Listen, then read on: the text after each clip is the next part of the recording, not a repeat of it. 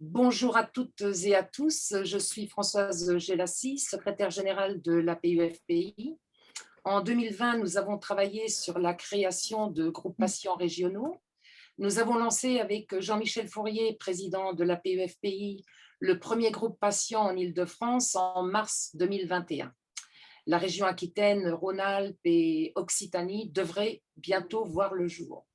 Donc, nous avons aujourd'hui, pour ce second rendez-vous, le plaisir d'accueillir le professeur Crestani, que nous voyons et que vous voyez tous, je pense, à l'écran, donc qui est au Centre de compétences des maladies pulmonaires rares et pneumologue à l'hôpital Bichat, ainsi que membre du conseil scientifique de la PEFPI.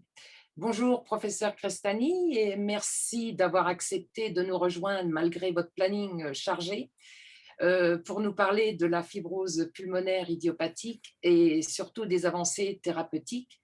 Ensuite, après votre intervention, nous aurons quelques questions à vous poser d'ordre général et non pas d'ordre personnel. Donc, merci à vous, professeur Crestani. Je vous laisse la parole. Bonjour à tous. D'abord, merci à tous de cette invitation. Je suis très heureux d'être avec vous en ce début d'après-midi. J'espère que vous m'entendez correctement. C'est nécessaire. Oui, oui. Oui, oui. Donc, je vais commencer le partage de mon écran. Je pense que c'est celui-ci. Voilà. Et vous allez me dire si ça vous va comme ça. Parfait. Vous voyez très bon. bien. Ouais. Alors moi, Très bien, très bien. Je vais baisser, voilà, je vais vous abaisser pour avoir plus mon. Voilà. Donc effectivement, deuxième réunion du groupe patient Île-de-France. Je ne sais pas quand vous avez eu la première, mais je pense que c'est une excellente initiative. C'est l'occasion finalement de se poser et de comprendre un petit peu. Là, je reviens juste du laboratoire, parce que le jeudi, c'est ma journée où je vais faire de la recherche. Et donc, on avait une présentation donnée au laboratoire concernant une des complications importantes de la fibrose pulmonaire, qui est le cancer du poumon. Mais c'était des données expérimentales, mais éventuellement, on pourra vous en parler. C'est l'occasion pour moi de remercier votre association, puisque la PEFPI soutient la recherche dans les fibroses pulmonaires. Vous avez notamment fait un don cette année à la Fondation du Souffle, et le mois prochain, la Fondation du Souffle va lancer un appel d'offres ciblé fibrose pulmonaire avec un S, pour ne pas se limiter à la fibrose pulmonaire idiopathique. Voilà, donc je le dis devant vous, on a déjà eu l'occasion de le dire, mais merci beaucoup. J'ai un bouton qui ne fonctionne pas, je ne sais pas pourquoi. J'ai quelques liens d'intérêt. En tant que pneumologue expert dans la fibrose pulmonaire, je suis amené à interagir avec des laboratoires pharmaceutiques, dont Roche et Boehringer, qui sont très impliqués dans la fibrose, mais également d'autres laboratoires qui développent, ont développé ou sont en passe de développer des médicaments dans la fibrose. Vous avez bien compris que c'est une maladie qui était orpheline, mais qui l'est beaucoup moins maintenant. On a la chance d'avoir 2 médicaments, on en dira quelques mots. Alors, qu'est-ce que c'est que la maladie?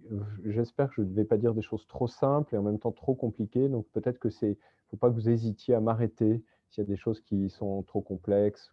Bon.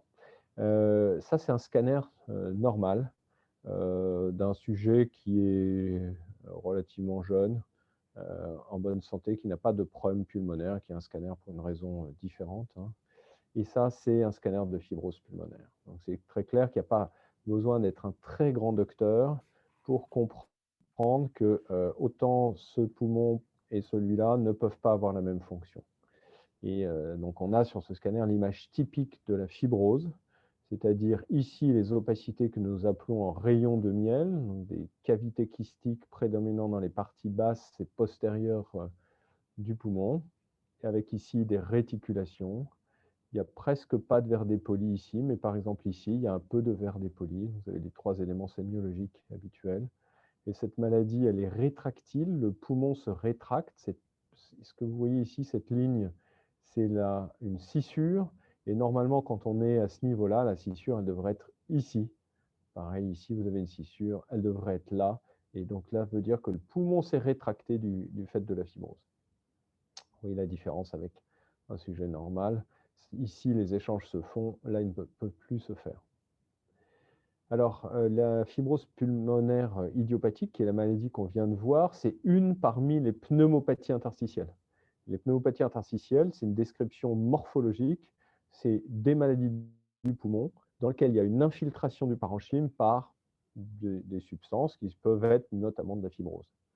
Et donc, on les classe parce qu'elles sont nombreuses, ces maladies qui donnent des pneumopathies interstitielles, et pour essayer de travailler, de les mettre en ordre, on a une classification. Vous voyez que les 4 grandes catégories sont les maladies interstitielles qui surviennent avec une cause connue ou dans un contexte identifié. Par exemple, je vais prendre la silicose ou la pneumopathie d'hypersensibilité des éleveurs de champignons ou des fermiers, ou bien les maladies dues à des médicaments ou dues à des connectivites, par exemple la polyarthrite rhumatoïde.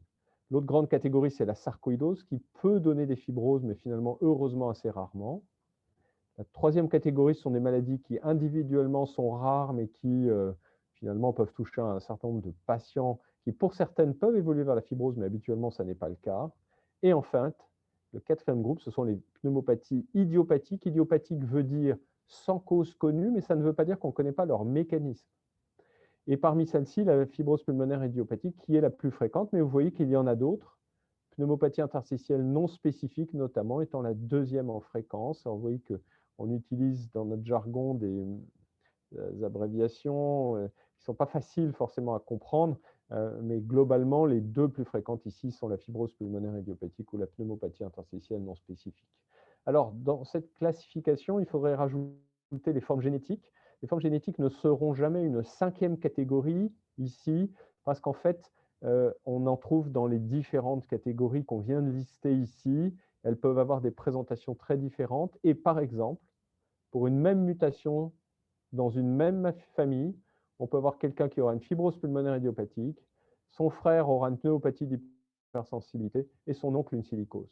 Donc vous voyez que la génétique nous aide à comprendre les maladies, mais ce n'est pas le point clé ici. Alors c'est une maladie rare, la fibrose pulmonaire idiopathique.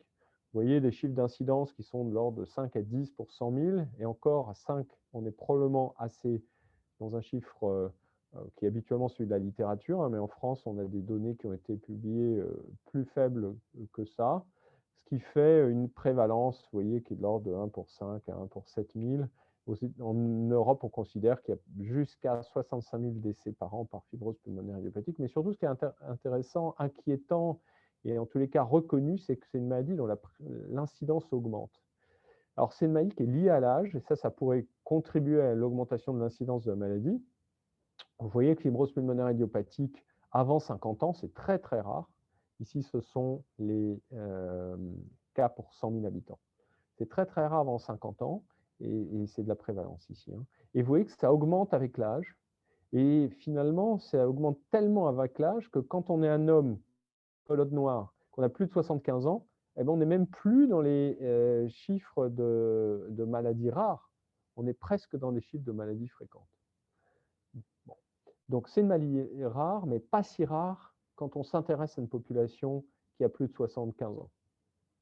Alors, la mortalité par FPI augmente dans la plupart des pays européens. Ça a été publié dans différents journaux. C'est vrai pour les pays européens, mais pas seulement pour les pays européens. Et vous voyez qu'ici, on a les chiffres pour la France. Ici, c'est les augmentations entre 2012 et 2013 par rapport à 2001 et 2003. Donc, on voit que les chiffres augmentent pour les hommes comme pour les femmes. L'augmentation la plus nette est observée en Grande-Bretagne, pour des raisons qui ne sont pas claires. Hein. Et il y a un pays qui se démarquait ici, qui était le Danemark. Le Danemark, ils disent, observer plutôt une diminution de la mortalité liée à la fibrose. Je dirais que c'est l'atypie, mais globalement, le message, c'est ça. C'est une maladie qui est rare, mais dont l'incidence augmente, notamment probablement liée au vieillissement de la population, mais pas seulement, et dont la mortalité augmente.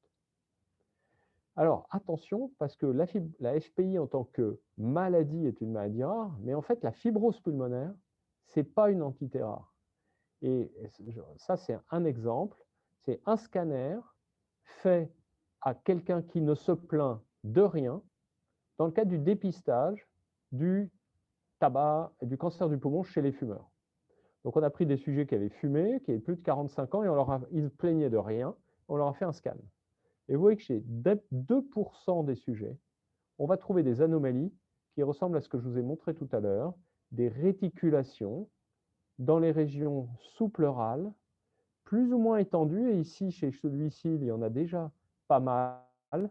On peut discuter l'existence d'un peu de verre dépoli, et ici, si on prenait un microscope, on pourrait même se demander s'il n'y a pas du rayon de miel qui débute. Et donc là, on touche du doigt une réalité qui est que probablement, il y a une population importante qui, du simple fait du vieillissement et éventuellement de l'exposition au tabac, à d'autres substances inhalées, va développer, avec l'âge, des lésions de fibrose qui vont ou qui ne vont pas évoluer vers une fibrose pulmonaire idiopathique, qui est la maladie qu'on connaît. Et donc ça, vous voyez, c'est mon schéma que je montre de temps en temps, hein, c'est de dire, finalement, la FPI, la fibrose pulmonaire idiopathique, et de façon générale, les fibroses pulmonaires progressives, c'est la pointe d'un iceberg. Ce qu'on ne voit pas, c'est la fibrose qui se développe à bas bruit du fait du vieillissement et peut-être du tabagisme. Alors, je vais prendre un cas assez caractéristique, hein, un patient de ma consultation. C'est un monsieur qui a 68 ans, qui a été un ancien fumeur, ancien chef d'entreprise, et qui a des choses assez banales, une hypertension artérielle qui est traitée, une hypertrophie de la prostate qui le gêne un peu, mais pas beaucoup. Puis en fait, il tousse depuis 2 ans. Il a attribué ça au fait qu'il avait fumé, mais vous voyez bien que 10 ans après avoir arrêté de fumer, ça ne colle pas. Et puis depuis 6 mois, il se sent essoufflé et il était allé à la montagne. Et il s'était dit, quand même, j'ai que 68 ans et je suis essoufflé. Et effectivement, il a commencé par faire ce que font beaucoup de patients, hein. Il tousse, donc on lui donne un antibiotique, un anti-asthmatique. Il est essoufflé, donc il va voir un cardiologue. Puis finalement, on se détecte qu'il a des râles crépitants et on fait l'examen qui est l'examen le plus important pour le diagnostic de ces maladies, c'est le scanner. Et alors qu'il ne se plante pas grand-chose, hein, il tousse depuis 2 ans, il est essoufflé depuis 6 mois et pas pour des efforts très importants, quand on mesure la fonction respiratoire, d'emblée, la fonction respiratoire est altérée. Et vous voyez ici ce qu'on mesure habituellement quand on vous fait des spirométries. On mesure les volumes pulmonaires, capacité pulmonaire totale, capacité vitale forcée, un débit, le volume qu'on est capable de souffler en 1 seconde, et puis la DLCO. Qu'est-ce que c'est la DLCO? Ça mesure la capacité du poumon à échanger les gaz. Donc des volumes, des débits et une capacité à échanger les gaz. Et puis on fait un gaz du sang artériel, donc cette piqûre dans le poignet qui peut faire plus ou moins mal selon qu'elle est bien faite ou moins bien faite. Et d'emblée, on constate qu'il a l'oxygène qui est un peu bas. Alors un peu, pas beaucoup, hein, 77. La normale, c'est 80-90. Donc l'oxygène est un peu bas, le gaz carbonique est encore normal. Et on va faire quelque chose de très simple. Et les patients parmi vous qui ont eu l'occasion de faire un test de marche de 6 minutes, c'est quand même quelque chose d'assez simple. On marche à son pas pendant 6 minutes. Et là, on voit quelque chose d'assez extraordinaire, c'est qu'au repos, l'oxygène est normal, la saturation est normale, et simplement le fait de marcher, l'oxygène baisse dans le sang. Et d'ailleurs, le score de dyspnée passe de 0 à 7, c'est-à-dire que le patient dit « Ah bah oui, je suis essoufflé en marchant ». Et pourtant, la distance qu'il a parcourue est normale, 490 mètres, 88% des valeurs prédites. Donc, finalement, peu de symptômes, mais déjà une maladie qui altère ses volumes. Vous voyez que la capacité vitale, elle a 73%, la DLCO à 42% au diagnostic, et avec un retentissement sur les capacités à l'exercice, hein, puisque le système pulmonaire n'est plus capable de stabiliser l'oxygène. Quand on fait un effort, l'oxygène ne change pas. Si l'oxygène baisse, c'est toujours anormal. Même dans un effort très important, l'oxygène ne va pas baisser parce que le système respiratoire et circulatoire sont là pour ça. Alors là, on va faire le travail du docteur. D'emblée, on évoque le diagnostic de fibrose pulmonaire idiopathique. D'emblée, la première chose que fait le docteur, c'est qu'il va rechercher une cause de pneumopathie infiltrante diffuse. Vous avez vu que dans le tableau que je vous ai montré, on va chercher l'exposition à une substance, une prise de médicaments, une maladie. Bien sûr, on analyse le scanner et en fonction de l'aspect du scanner, le dossier va être discuté en discussion multidisciplinaire et on va porter le diagnostic ou pas. de fibrose pulmonaire idiopathique. Et effectivement, quand il n'y a pas de cause, que le scanner est typique, eh ben, on va pouvoir dire que c'est une fibrose pulmonaire idiopathique certaine. Quand il y a une cause identifiée, bah, par définition, ça n'est pas une fibrose pulmonaire idiopathique, mais ça peut être quand même une fibrose. Et en revanche, il y a des cas où le scanner n'est pas typique. Hein, là, ça date des recommandations françaises de 2017. À l'époque, on parlait de pic possible, incompatible. Maintenant, on va parler de probable. Ça ne change pas grand-chose. Hein. La discussion multidisciplinaire va discuter la nécessité de faire une biopsie pulmonaire ou pas. Et quand je dis biopsie pulmonaire, c'est chirurgicale ou cryobiopsie. Et ensuite, on va décider s'il y a ou pas un diagnostic de FPI. Attention, il y a des circonstances où on ne peut pas faire la biopsie. On ne peut pas la faire parce que le patient est trop malade, parce que le patient ne veut pas, parce que le médecin pense que c'est pas... Hein, mais quand même, on va se réserver la possibilité de porter un diagnostic de fibrose pulmonaire idiopathique à ce stade, on va parler de diagnostic provisoire de travail. Alors peut-être que ça vous est arrivé, que votre médecin vous dise, alors on n'est pas sûr, mais on pense que c'est le plus probable, et on va dire que c'est un diagnostic provisoire de travail. Qu'est-ce que ça veut dire? Ça veut dire que les docteurs pensent que c'est une probabilité forte, comprise entre 70 et 90%, que ça soit ça. Et en tous les cas, c'est assez pour qu'on débute un traitement. Alors, dans le futur, on va faire de moins en moins de biopsies pulmonaires, c'est sûr. Et qu'est-ce qu'on va faire? La première chose qu'on va faire, c'est on va mieux analyser les scanners. Et là, vous savez que dans le monde entier travaille là-dessus. Les radiologues du monde entier, et pas seulement les radiologues, hein, des compagnies comme Google travaillent là-dessus pour essayer, à partir des images de scanner, de porter des diagnostics de certitude. Et ça, on aura probablement des outils dans les années qui viennent. On va utiliser peut-être des marqueurs. Aujourd'hui, vous savez, les marqueurs diagnostiques de FPI sont mauvais. Il n'y en a pas qui nous servent au quotidien. Mais il y en aura peut-être, je vais vous montrer très rapidement. Et puis, quand on doit faire une biopsie, déjà, on fait de moins en moins de biopsies chirurgicales, on fait de plus en plus de cryobiopsie. Il faut imaginer une biopsie chirurgicale, c'est 2 cm. On passe un petit tube entre les côtes. Ici, c'est par voie endobronchique. Ce prélèvement, il mesure 6 mm. Et puis, on peut faire aussi, toujours par voie naturelle, par les bronches, des biopsies transbronchiques. Ça fait 2 mm. Et le moins de prélèvements, plus petit est le prélèvement, moins il y a de danger, bien sûr, pour les patients, c'est normal, plus c'est facile à faire, mais moins c'est informatif aussi. Un anatomopathologiste, il a moins de mal à faire un diagnostic quand il a un gros prélèvement que quand il a un tout petit prélèvement. Mais c'est là-dessus qu'on va aller. Et je vais vous montrer quelques évolutions là-dessus.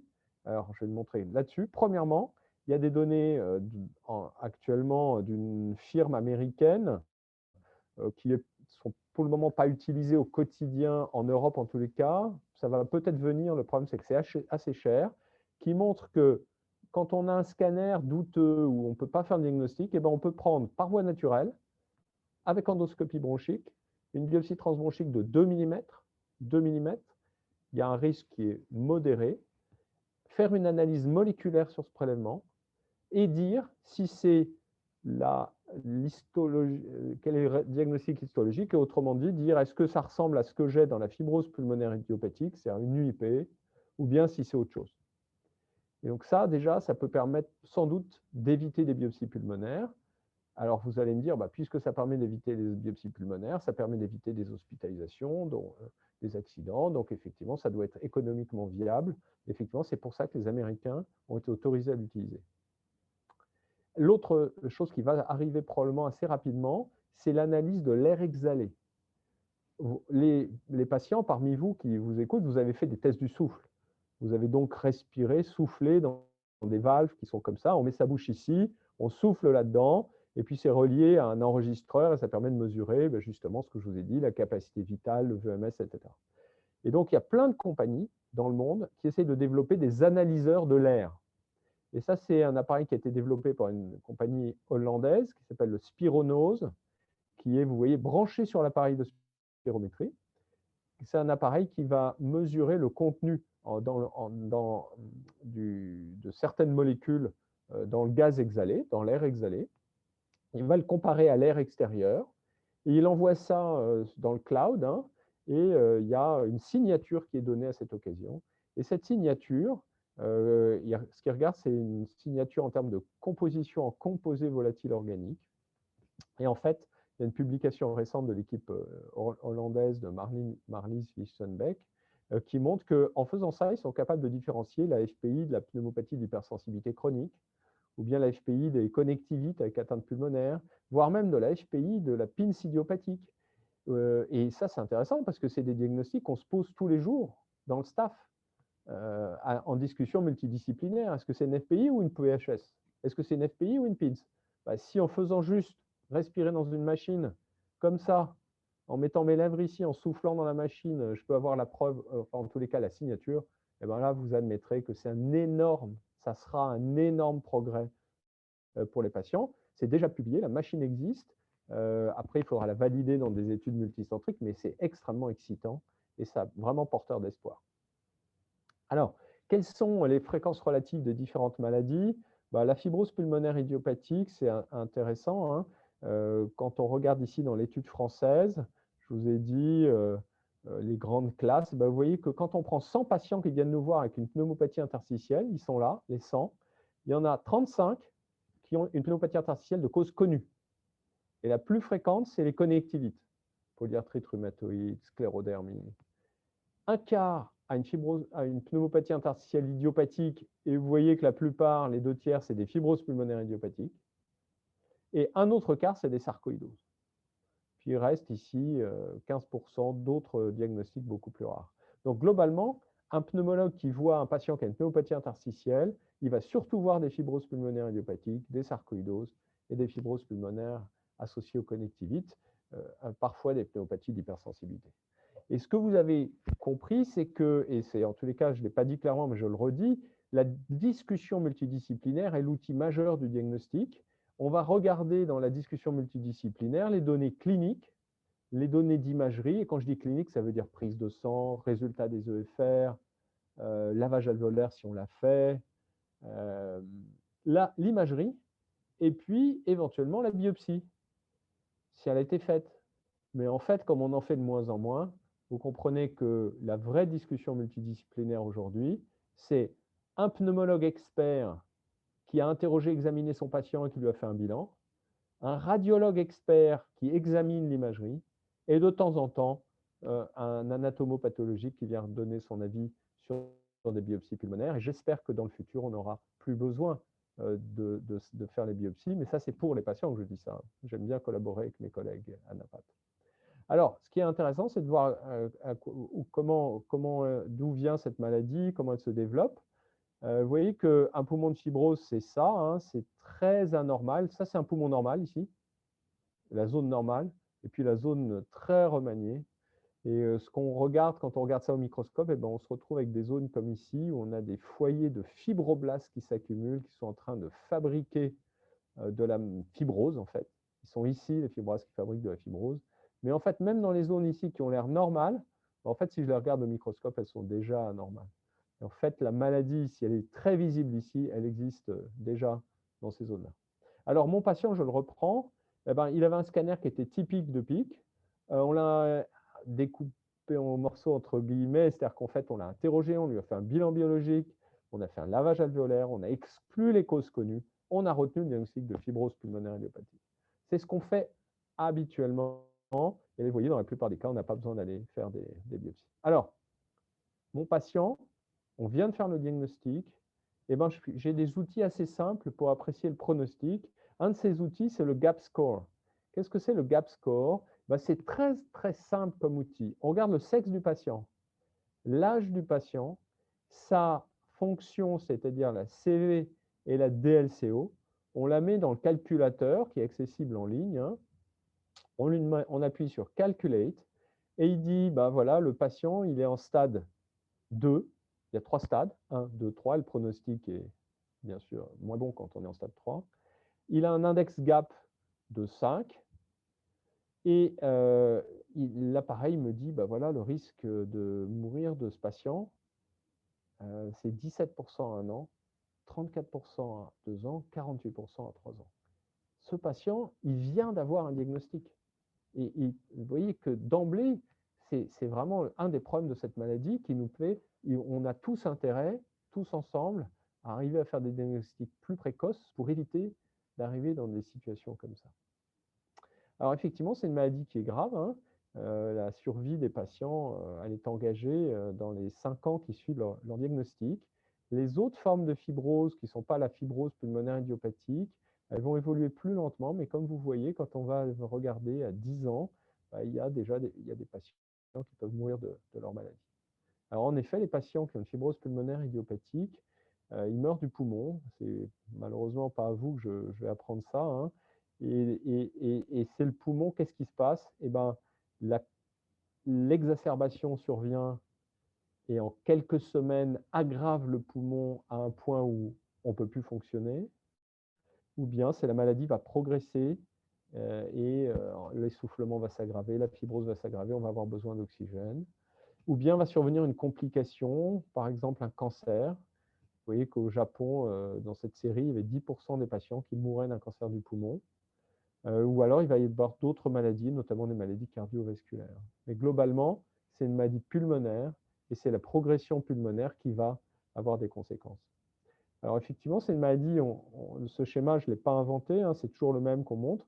Même si on a l'impression que tout va bien et qu'on est stable, eh ben, l'exacerbation peut survenir et aggraver la maladie. La plupart des patients évoluent comme ça, ils se dégradent lentement et éventuellement ils peuvent avoir une exacerbation. Et on voit parfois des patients, une dizaine, 10% environ des patients, qui se dégradent très vite en quelques mois. Cette hétérogénéité, nous n'arrivons pas bien à la prédire. C'est une des difficultés. C'est pour ça qu'il faut être suivi régulièrement pour voir quel est le chemin qu'emprunte la maladie. Alors ça, j'ai pris une image typique d'exacerbation. Vous voyez ici un scanner quand tout va bien. Alors tout va bien, il y a de la fibrose déjà assez caractéristique qui prédomine chez ce patient du côté gauche. Et puis au moment de l'exacerbation, eh ben, il y a tout ce blanc là que vous voyez, tout ce grisé qui survient sur la fibrose et qui est le signe de l'exacerbation. On parle de verre dépoli. Il y a des exacerbations qui ont une cause, une infection par exemple. Il y a des exacerbations qui n'ont pas de cause. On va parler d'exacerbation idiopathique. Les deux cas, c'est une complication grave qui va conduire le patient à l'hôpital, qui va nécessiter comme traitement de la cortisone. C'est la seule situation où nous donnons de la cortisone encore aux patients qui ont une fibrose. Pourquoi? Parce que ce qu'on leur donne aujourd'hui à nos patients, c'est un médicament antifibrosant. Nous donnons ces médicaments dès le diagnostic.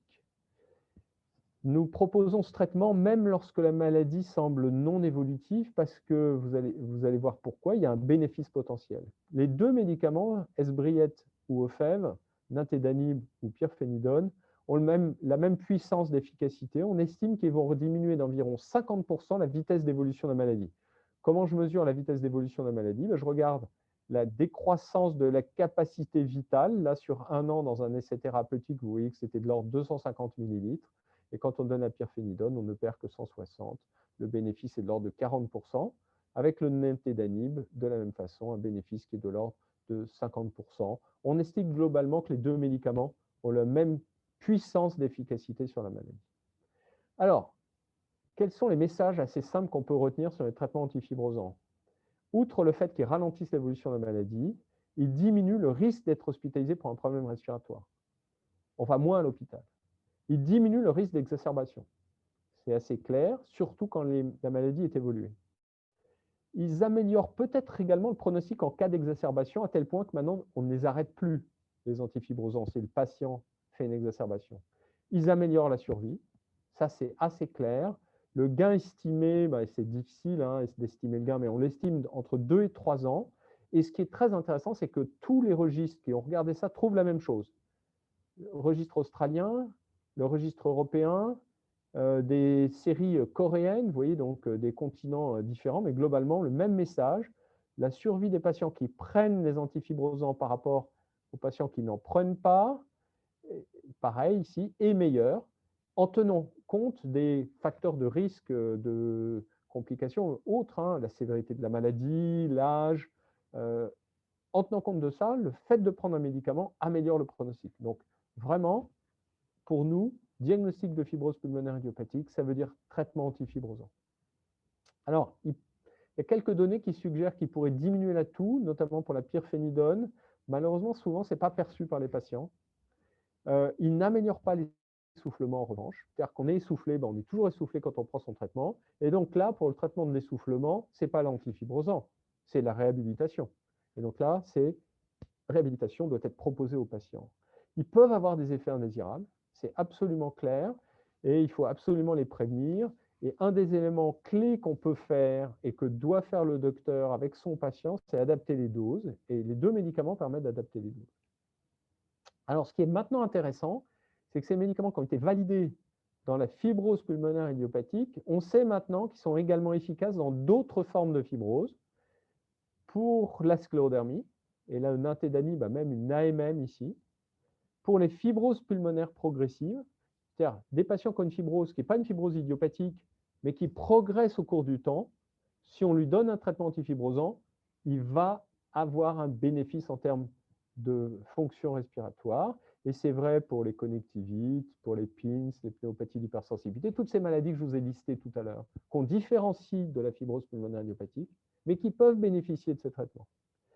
Alors, pour les fibroses pulmonaires idiopathiques, vous voyez qu'il y a le nintédanib, l'Ofev, qui a une autorisation de mise sur le marché, mais globalement, même si la pirfénidone n'en a pas, l'efficacité est documentée, et en pratique clinique, nous allons donner un médicament ou l'autre sans difficulté. Et là encore, ils ralentissent l'évolution de la maladie, mais ils ne la bloquent pas. Et c'est bien notre problème.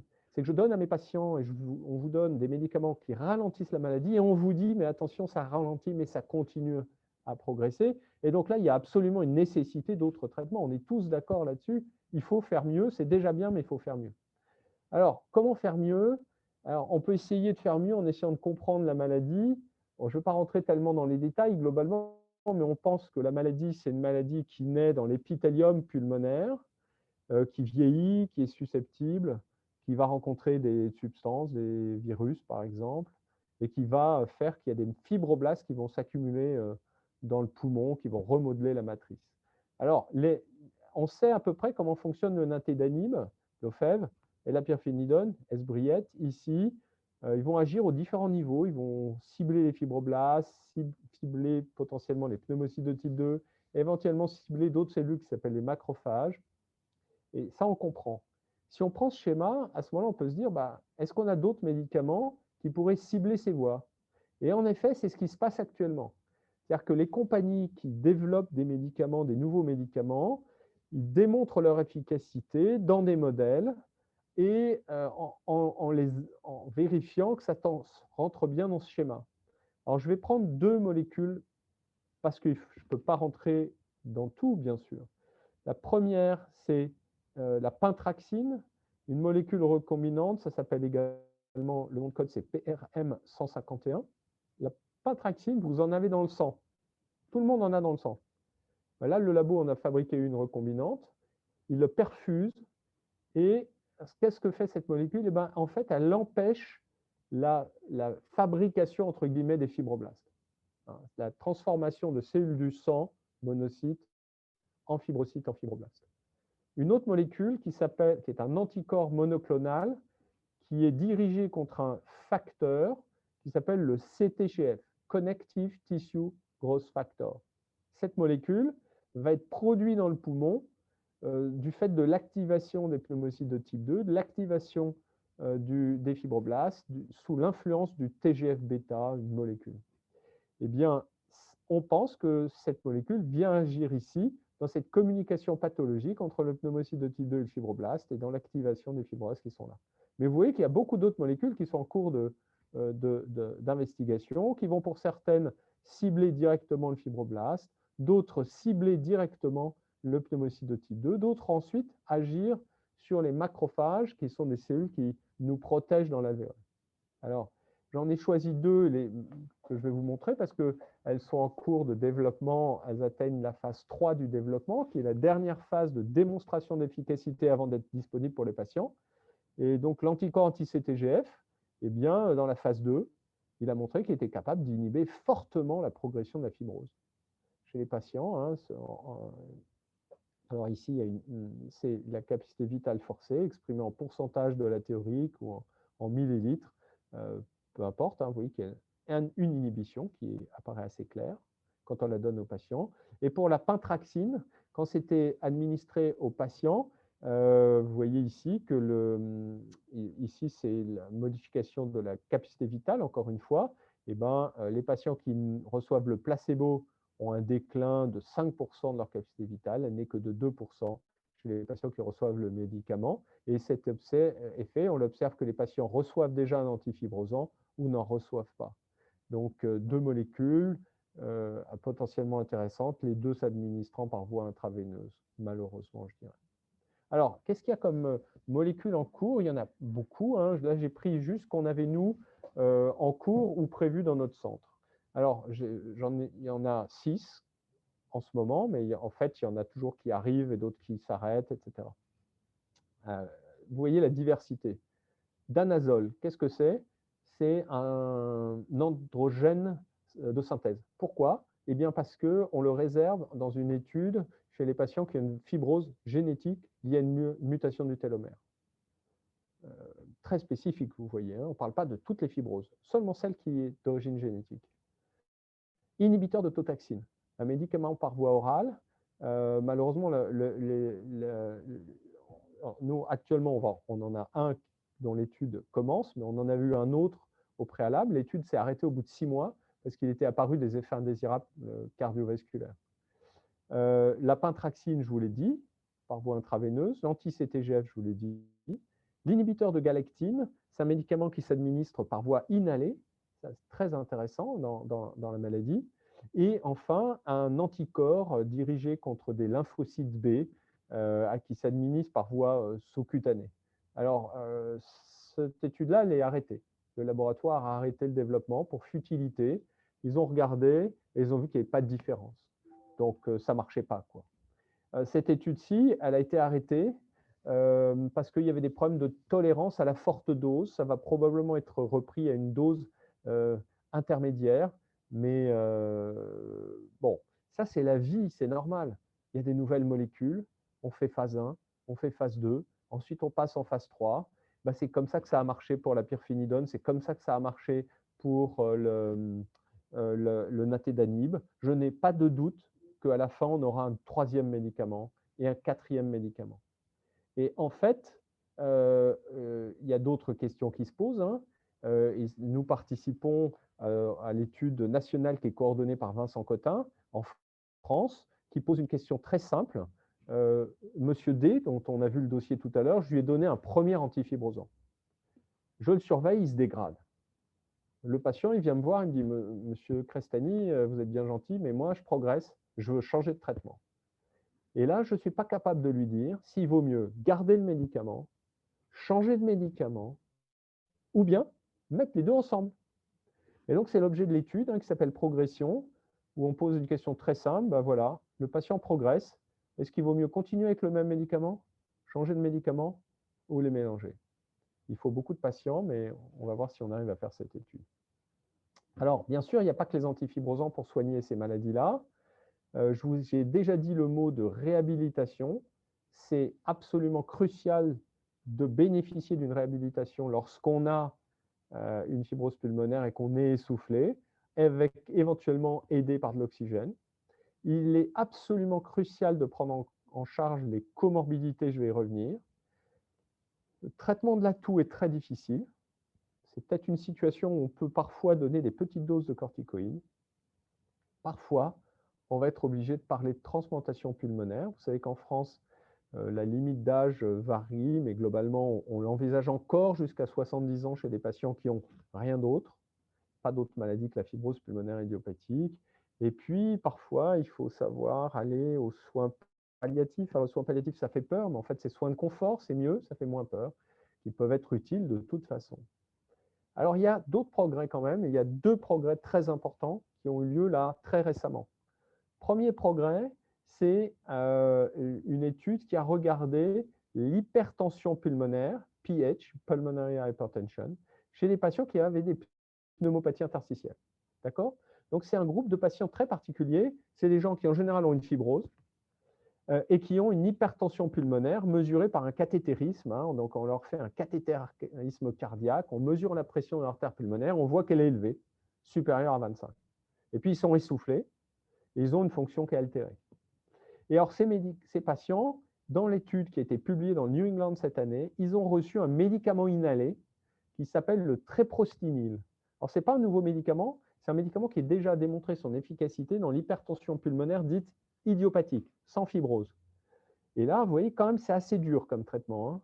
Il faut prendre à des doses croissantes de médicaments en inhalation 4 fois par jour, et c'est 9 à 12 doses.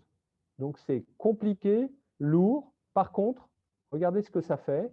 Eh ben là, les patients qui reçoivent le traitement, ils améliorent leur capacité d'exercice, ils augmentent la distance qu'ils sont capables de parcourir et ils augmentent globalement de 25 mètres sur une période de 4 mois, 16 semaines, alors que chez les patients qui recevaient le placebo, elle diminuait d'environ 5 à 10 mètres. Autrement dit, la différence, c'est près de 30 mètres de bénéfice. Je marche plus quand je prends le traitement.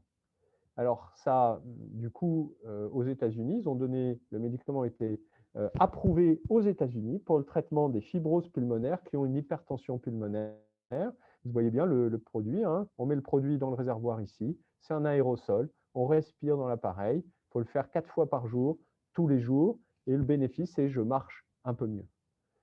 Et autres systèmes, toujours par voie inhalée, mais cette fois, c'est un système d'inhalation comme de l'oxygène. Vous voyez, ça, c'est des sondes nasales qu'on se met dans le nez. C'est relié à un boîtier ici, un boîtier qu'il faut porter avec soi. Hein, donc ça, il faut le porter sur son dos, il faut le porter dans un sac. Bon. Et qu'est-ce que ça administre? Cet appareil, ça administre du NO. Le NO, c'est l'oxyde nitrique, nitric oxide. C'est un médicament, c'est même pas un médicament, c'est une molécule endogène, mais qui est devenue un médicament, qui est vasodilatateur pour les artères pulmonaires. Et il y a une étude qui a montré, dans une étude de phase 2, que les patients qui avaient une fibrose pulmonaire et une hypoxémie, donc ils manquaient d'oxygène, eh bien, quand on leur donnait ce médicament, ils avaient un bénéfice en termes de capacité d'exercice. Donc là, vous voyez, c'est un sous-groupe de patients qui ont une hypertension pulmonaire et à qui on va donner des médicaments en inhalation qui vont augmenter leur capacité à l'exercice. Donc aujourd'hui, ces deux médicaments ne sont pas disponibles en France. Il y en a un qui est approuvé aux États-Unis, mais je n'ai aucun doute sur le fait que ça va être probablement disponible dans les mois ou années qui viennent dans notre pays. Alors, je vais conclure là-dessus. Vous voyez qu'on est parti de la fibrose pulmonaire idiopathique. On s'est dit, bah oui, on la différencie des autres formes de fibrose. Vous voyez que maintenant, on réfléchit un peu différemment. Il y a la fibrose pulmonaire idiopathique, mais il y a d'autres patients qui ont des fibroses, qui progressent, comme la fibrose idiopathique, et à qui on peut donner le même type de traitement antifibrosant. Et c'est comme ça qu'on réfléchit un peu maintenant. On continue à faire le diagnostic des maladies, mais on va proposer des traitements antifibrosants. Et alors, dernier point, hein, même vacciné, j'espère, je pense que vous êtes tous vaccinés, il faut continuer à se protéger. Les vaccins, ce n'est pas 100% d'efficacité. Ce sont des vaccins quand même redoutablement efficaces. Hein, c'est quand même miraculeux quasiment, mais il faut continuer à se protéger. Voilà, je vais m'arrêter là et je suis à votre disposition pour les questions. Merci beaucoup, professeur Crestani. C'était une présentation on ne peut plus complète et on a appris en fait beaucoup de choses. Et je pense que vous avez répondu à certaines questions déjà qui vous étaient destinées, qui étaient prévues. Mais maintenant, je vais inviter Jacques Frajman. Si tu veux bien poser ta question, tu en avais deux, je pense, au professeur Crestani. Oui, bonjour. Bonjour. Et merci, je remercie à nouveau le professeur pour cet exposé qui, effectivement, est d'une clarté limpide et qui répond pas mal d'éléments des questions. Vous avez évoqué tout à l'heure le pronostic vital. Je pense qu'on a tous évidemment suivi le cursus, le parcours que vous avez précisé tout à l'heure et on nous a évidemment donné ces types de pronostics et que l'on retrouve un petit peu quand on recherche et qu'on écoute un peu partout, de 3 à 5 ans. Et malgré tout, quand quand on discute avec des gens qui ont des FPI, ou qu'on écoute des témoignages, etc., on rencontre relativement fréquemment des gens qui ont été diagnostiqués depuis 3, 5, 7, voire parfois 10 ans, et qui ont l'air malgré tout assez vaillants. J'ai tendance à m'interroger un petit peu sur ce décalage entre le pronostic que vous annoncez et ce qu'on constate. Donc, j'aimerais que vous puissiez approfondir un petit peu cet élément, même si je sais qu'il est peut-être un peu dérangeant et choquant, peut-être. En tout cas, je vous en remercie. Et puis, j'avais une deuxième question concernant les traitements. Pardon. Oui, Alors je vous la peut-être pose qu'on tout fait de suite. parce que Concernant le traitement, on m'a parlé vous avez parlé tout à l'heure de danazol, oui, et on m'a parlé du protocole Androtello. Je pense que c'est ouais, de ça dont il c'est ça. s'agit. Ouais, c'est ça. Et donc, est-ce que vous pourriez en parler un tout petit peu plus sur ce Ouais, sujet? je vais en dire quelques mots. Alors ça, premier point, regardez cette courbe-là, on retrouve ces courbes-là partout. C'est-à-dire qu'en fait, il y a effectivement, regardez ici, on a 10 ans après diagnostic, il y a 10%, 15% de personnes, heureusement, qui sont là, toujours là, et moi j'en vois à ma consultation, heureusement, j'en suis extrêmement heureux. Je pense qu'on va voir de plus en plus de patients comme ça grâce aux antifibrosants, de patients qui vont finalement se stabiliser, évoluer suffisamment lentement pour que finalement la maladie, certes, soit là, mais ne soit, leur permettre de vivre, même si c'est handicapé, parce que c'est handicapant, il n'y a aucun doute, mais d'être là avec nous sur le long terme. Alors, qu'est-ce que ça peut être? Ça peut être des phénotypes particuliers. Je vous ai dit qu'il y a on voit régulièrement des patients qui progressent très vite. Pourquoi est-ce qu'ils progressent très vite? C'est pas clair. Et ben peut-être parce qu'ils ont une génétique particulière qui fait que leur maladie, le processus de contrôle de la fibrose, qu'on a tous en nous, hein, on a des processus antifibrosants.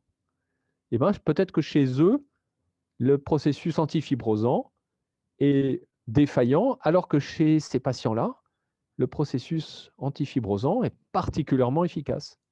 Ça, c'est pas du tout idiot comme possibilité. Et je vais prendre un exemple.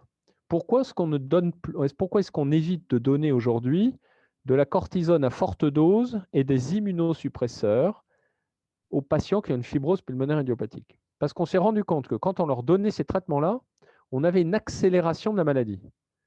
Et qu'est-ce que ça veut dire, accélération? Ça veut dire que la cortisone et les immunosuppresseurs inhibent des systèmes antifibrosants. Ça veut dire qu'il y a donc une inflammation antifibrosante et que si je donne de la cortisone qui est un puissant anti-inflammatoire, j'empêche ça.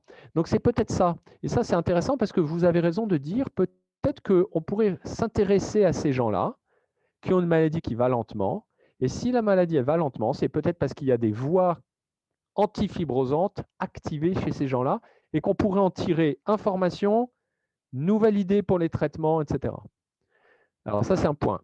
Concernant, je vais arrêter de partager. Concernant Androtello, aujourd'hui, qu'est-ce que c'est Androtello? Donc, c'est des patients qui ont une fibrose et une mutation sur un gène des télomères, à qui on propose d'avoir en ouvert, ce n'est pas randomisé, ce n'est pas contre placebo, c'est en ouvert, on reçoit le médicament, qui est un androgène de synthèse. Alors, il y a peu de place dans ce protocole, dans Androtello. Il y avait deux façons d'entrer dans Androtello, soit parce qu'on avait une maladie hématologique liée à la mutation de télomère, soit une maladie pulmonaire. Il reste des places dans le bras maladie hémato, mais il n'y en a plus dans le bras maladie pulmonaire parce qu'il y a beaucoup de patients, malheureusement, qui ont ces formes génétiques de fibrose. Alors, l'objet, pour le moment, on n'a pas de résultat à donner. Il y a eu déjà des données qui avaient été publiées dans le New England en 2018, je crois, ou 2017, qui suggérait que les patients qui avaient une fibrose du poumon avec une mutation télomère et qui recevaient cet androgène avaient une stabilisation de leur fonction respiratoire. Là, je pense qu'il va falloir attendre pas longtemps, hein, à mon avis, dans l'année qui vient, on aura les résultats d'Androthello. Alors, c'est pas anodin, les androgènes, hein, ça c'est parfois pas bien toléré. Et vous savez peut-être que les androgènes, ça peut favoriser la thrombose. Donc, bon, on se méfie un petit peu. Et d'ailleurs, dans l'étude qui avait été publiée dans le New England, il y avait des patients qui ne toléraient pas le médicament, qui étaient obligés d'arrêter. Voilà. Donc, mais c'est très ciblé. Alors, qu'est-ce que ça fait? Pourquoi les androgènes? Parce que les androgènes, on sait depuis longtemps que ça a des effets sur le fonctionnement de la moelle osseuse. Et, et dans des maladies où la moelle osseuse ne marchait plus, ils s'étaient rendu compte que les androgènes étaient bénéfiques. Et en fait, maintenant, on sait que les androgènes vont venir activer des systèmes qui permettent de, comment dire, de maintenir les cellules jeunes, entre guillemets, en activant leur système d'homéostasie des télomères. Bon, là, ça devient de la biologie un peu compliquée. En tout cas, ce n'est pas un traitement pour tout le monde. Ok, merci beaucoup pour ces réponses. Merci beaucoup, Monsieur Crestani. Gilles, tu avais une question, je crois, à poser. Si tu peux ouvrir ton micro, s'il te plaît.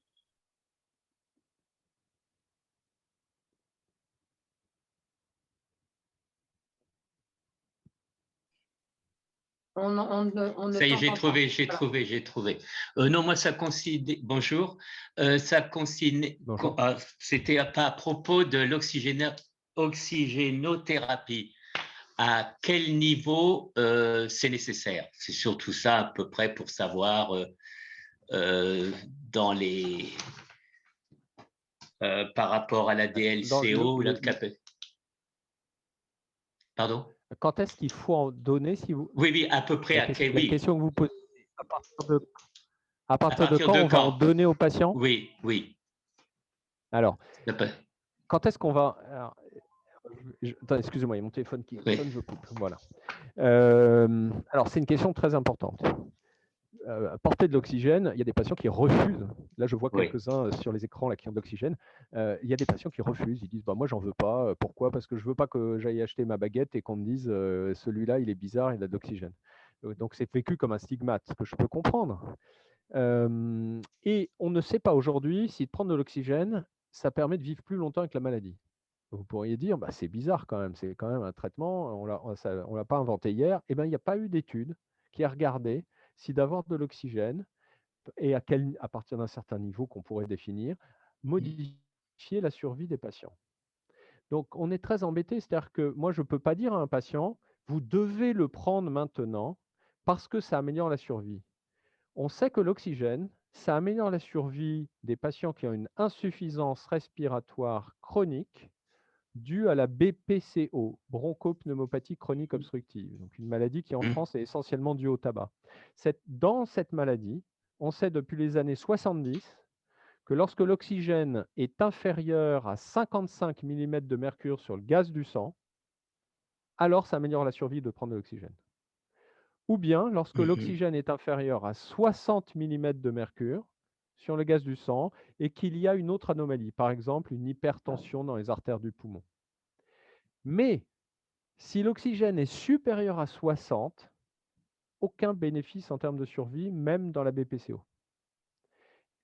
Dans la fibrose pulmonaire, on ne sait pas. Et donc, dans la fibrose pulmonaire, on va donner de l'oxygène dans 2 cas, je dirais. Premier cas, le patient ou la patiente est essoufflé à l'effort, se plaint d'être essoufflé à l'effort, et on a testé l'oxygène, et en prenant de l'oxygène, eh ben, on est moins essoufflé, on marche plus longtemps, on fait plus d'exercices. Ça, c'est la première raison. Donc, ce n'est pas pour améliorer la survie, c'est pour améliorer la capacité à l'exercice. Or, faire de l'exercice, c'est très important. Ça ne soigne pas le poumon, mais ça soigne l'individu. La deuxième circonstance dans laquelle on va donner de l'oxygène, c'est lorsque l'oxygène est inférieur aux seuils qui ont été identifiés dans la BPCO. Vous voyez, inférieur à 60 mm de mercure avec une hypertension pulmonaire ou 55 mm de mercure. Là, on va en donner par analogie avec l'autre maladie dont je vous ai parlé. Mais on n'est pas très solide là-dessus. Donc, ce n'est pas en fonction de la DLCO, ce n'est pas en fonction de la capacité vitale forcée, c'est en fonction de vos gaz du sang et de votre capacité à l'exercice et votre capacité améliorée à faire de l'exercice quand on vous donne de l'oxygène. Moi, j'ai un patient qui me dit, bah, moi, docteur, avec ou sans oxygène, ça ne change rien. Je ne me sens pas mieux pour faire l'exercice, etc. Eh ben, très bien, c'est lui qui décide. Voilà. Est-ce que j'ai répondu à votre question? Il est figé, je pense. Problème de connexion. D'accord. Donc, on va passer une question d'une personne qui est absente, mais qui m'a Oui, demandé… Ah, pardon. ça y est, je sais pas ce qui s'est passé. Ok, Gilles. Voilà, merci. Donc, c'est une question de Monsieur Young, on a parlé d'exacerbation tout à l'heure, mais lui, il souhaite savoir comment reconnaître une crise d'exacerbation. Comment la personne reconnaît la crise d'exacerbation. Donc l'exacerbation, c'est extrêmement important, c'est une question très importante. C'est chaque fois qu'on a un essoufflement qui s'aggrave et que ça dure plus de quelques jours, ça peut être une exacerbation. Et donc, c'est pas parce qu'on a de la fièvre ou parce que… Bon, c'est vraiment ça. Ça, c'est le premier point. C'est une majoration de l'essoufflement qui dure plus de quelques jours. Et dans ces cas-là, c'est allô docteur. C'est le premier point. Le deuxième point, c'est si vous avez de l'oxygène ou si vous surveillez votre saturomètre à la maison et que vous constatez que de la même façon, plusieurs jours de suite, la saturation est basse ou vous êtes obligé de prendre plus d'oxygène. À ce moment-là, ça peut être une exacerbation. Et à ce moment-là, encore une fois, c'est allô docteur. Alors, une majoration d'un essoufflement quand on a une fibrose pulmonaire, ça peut être plein de choses. Ça peut être une exacerbation, ça peut être un problème cardiaque, ça peut être une embolie pulmonaire, ça peut être une infection, ça peut être un pneumothorax, c'est rare dans cette maladie, mais de toute façon, ça mérite qu'il y ait un docteur qui se pose une question et qui regarde. Pour définir une exacerbation, il faut qu'on exclue une insuffisance cardiaque, par exemple. D'accord? Et donc, c'est quelque chose qu'on va regarder. Vous avez vu, la fibrose pulmonaire idiopathique, c'est rarement une maladie sujet jeune, c'est plutôt une maladie de 70 ans ou plus. Quand on a 70 ans ou plus, on peut avoir de l'hypertension, du diabète, d'autres problèmes qui font que le cœur peut être fragile. Et donc, on peut avoir la fibrose et un problème cardiaque. Et il ne faut pas être obnubilé avec le problème pulmonaire. Il y a une étude américaine qui avait montré que les patients qui avaient une fibrose du poumon, ils étaient moins bien soignés pour l'hypertension, moins bien soignés pour leurs problèmes coronariens, ce qui fait qu'ils avaient une prise en charge cardiaque qui était moins bonne que les autres, ce qui est paradoxal. C'est au contraire, les patients qui ont une fibrose pulmonaire ont besoin d'avoir une prise en charge cardiaque optimisée. Voilà, donc majoration de la dyspnée, ça dure plus de quelques jours, ça peut être une exacerbation, on consulte. D'accord. Merci beaucoup. Il avait une autre question. À quel moment et selon quels critères et à quel stade de la maladie la greffe pulmonaire est-elle envisagée? Alors, premièrement, au-delà de 70 ans, c'est exceptionnel. D'accord? Donc, premièrement, il y a une limite d'âge. Au-delà de 70 ans, c'est exceptionnel. Ça ne veut pas dire qu'on ne va pas le faire à 71 ans ou même à 72, mais c'est exceptionnel. En revanche, avant 70 ans, chaque fois qu'on voit un patient, on doit se poser, nous devons en tant que médecin nous poser la question et nous allons nous la poser de est-ce que ce patient pourrait relever de la greffe? Et donc, quand est-ce qu'on va juger de ça? On va juger en fonction de la sévérité de la maladie. De façon assez simple, si la DLCO est inférieure à 40%, la question se pose. Si la CV est inférieure à 80%, la question se pose. La question ne se pose pas de faire la transplantation. Elle se pose d'envisager la transplantation et donc de se poser la question. Éventuellement, le médecin qui vous soigne prend contact avec une équipe de transplantation sans même vous en parler pour discuter avec eux en disant est-ce qu'il faut que je vous l'envoie, est-ce que ce n'est pas la peine. Il y a des circonstances, en revanche, où on ne va pas envisager la transplantation. Quand il y a des contre-indications évidentes. Avoir un cancer Dans les 5 dernières années, c'est une contre-indication à la transplantation. Alors, ça m'est arrivé récemment avec une patiente, une femme, qui avait eu un cancer du sein 5 ans auparavant, qui était jeune, hein, et qui disait, bon, faut attendre. Alors, je leur disais, bon, les transplanteurs avaient dit, non, non, 4 ans, c'est trop, il faut attendre 5 ans. Bon, malheureusement, la maladie a progressé plus vite. Mais avoir un cancer récent est une contre-indication. Avoir une fibrose du poumon plus une insuffisance cardiaque, avoir un cancer du poumon plus un diabète sous insuline, une fibrose du poumon, pardon, plus un diabète sous insuline. Voilà. Donc, après, ça va dépendre de l'âge, etc. Mais globalement, c'est la sévérité de la maladie qui doit faire au médecin se poser la question et éventuellement référer vers une équipe de transplantation. D'accord. Bien, merci beaucoup. Je crois qu'on est obligé d'arrêter parce qu'il est 15h20. On va peut-être vous libérer. Je suis désolée pour les questions qui restent à poser, sauf si vous avez encore 1 ou 2 minutes et que quelqu'un veuille, si vous le souhaitez, professeur Crestani. Moi, j'ai du temps. Moi, j'ai du temps. Donc, Donc, si vous avez besoin de 5 minutes de plus, il n'y a pas de difficulté. merci, C'est comme merci vous voulez. beaucoup. Est-ce que quelqu'un a une question à poser? Vous levez la main, s'il vous plaît. Ok, donc allez-y, André. Activez votre micro, s'il vous plaît. Je vois Voilà, qu'il y a c'est fait. Madame Vous Lebel m'entendez? aussi. Madame Oui. Lebel. Oui. Voilà. Bon, donc, non, je voulais simplement savoir si le docteur a eu des patients atteints du Covid avec des conséquences enfin, plus que fâcheuses. Hein, parce que moi, j'ai eu le Covid, mais ça s'est très bien passé. Mais est-ce que l'impact est beaucoup plus important chez les porteurs de fibrose pulmonaire? Oui, malheureusement. Là, les messages qui viennent du monde entier sont les mêmes. Hein, donc, l'expérience française, américaine, anglaise sont les mêmes. Globalement, quand on a une fibrose pulmonaire idiopathique, le risque d'avoir une évolution défavorable du Covid est plus importante que lorsqu'on a une fibrose non idiopathique, par exemple. Et bien sûr, plus important que lorsqu'on regarde des patients qui ont le même âge, le même sexe, le même poids, mais qui n'ont pas de fibrose. Okay, donc, par soi-même, le fait d'avoir une fibrose est un facteur de risque de surmortalité, et encore plus quand c'est une fibrose pulmonaire idiopathique. Alors, la chose, dans les fibroses pulmonaires idiopathiques, nous ne donnons plus de corticoïdes ni d'immunosuppresseurs, comme je vous l'ai dit, sauf cas particulier. Les patients qui ont des fibroses d'autres causes, qui reçoivent des immunosuppresseurs, sont particulièrement à risque également. Et enfin, lorsqu'on prend 2 patients qui ont une fibrose pulmonaire, certains vont aller bien, d'autres vont aller mal.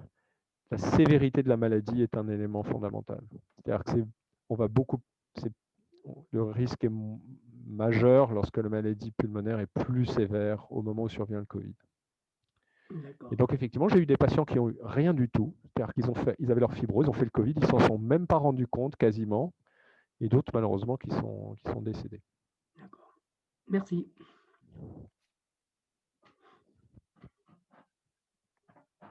Ton micro, Françoise. Mme Lebec s'approche de son micro. Oui, mais je ne vois pas où il est. C'est bon, on vous entend, Daniel. Vous pouvez y aller, on vous entend, madame. Oui, bonjour, professeur. Je voulais vous demander, dans le cas du Covid, bon, mon mari a été, enfin moi-même aussi, nous avons été vaccinés. Dès le départ, mon mari, c'est-à-dire au mois de janvier, première injection, février, deuxième injection, faut-il prévoir une troisième injection rapidement? Alors, c'est une question très importante. Donc, les patients qui ont une fibrose pulmonaire idiopathique, qui ne prennent pas de cortisone, qui ne prennent pas d'immunosuppresseurs, puisque ça ne sont pas des médicaments qu'on vous donne habituellement, n'ont pas besoin de faire maintenant la troisième injection.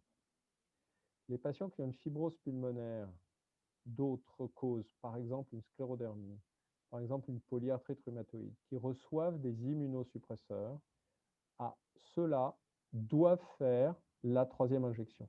Pourquoi? Parce que la corticoïde et les immunosuppresseurs font que la réponse au vaccin est moins bonne. On a jusqu'à 50% des patients qui ne sont pas protégés après la deuxième injection. D'où la nécessité de la troisième injection. En particulier, les patients qui reçoivent de l'Immurel, du Cellcept, du Rituximab. Bon, mais c'est normalement un patient qui a une fibrose pulmonaire idiopathique, sauf s'il a été greffé, hein, ne prend pas ces médicaments-là. Donc non, il n'est pas nécessaire de faire une troisième injection dès maintenant. En revanche, l'autre question que vous posez, parce que je comprends que vous posez ces questions, c'est quand est-ce qu'on va devoir faire un rappel? Les patients qui ont été, si vous avez été vacciné en janvier-février, en août, vous serez à 6 mois de la deuxième injection. Donc là, on va se poser la question. Et en fait, c'est une question qui va se poser à l'échelon du pays. Et le conseil scientifique qui entoure M. Macron, les hauts comités qui s'occupent de vaccins, est en train de réfléchir à ça. Mais parce qu'on va commencer bientôt à avoir effectivement des patients qui sont à 6 mois de la deuxième injection et on va pouvoir se poser la question du rappel. Et donc là, ça n'est pas d'actualité maintenant, mais ça sera certainement d'actualité. Et ce qui est en train de se réfléchir, non pas à l'échelle française, mais à l'échelle mondiale, hein, c'est d'avoir peut-être à l'automne des vaccins dans lesquels il y aura en même temps la grippe et le rappel du Covid. Et où on sera une seule injection qui sera Covid plus grippe. On sait par exemple que les labos qui ont fait les vaccins ARN sont en train de travailler là-dessus. Vaccins ARN super génial, hein, et qui permettent de s'adapter très vite à des agents pathogènes. Merci beaucoup. Merci beaucoup. Voilà. Merci, professeur Crestani. Je pense que nous n'allons pas abuser de votre temps.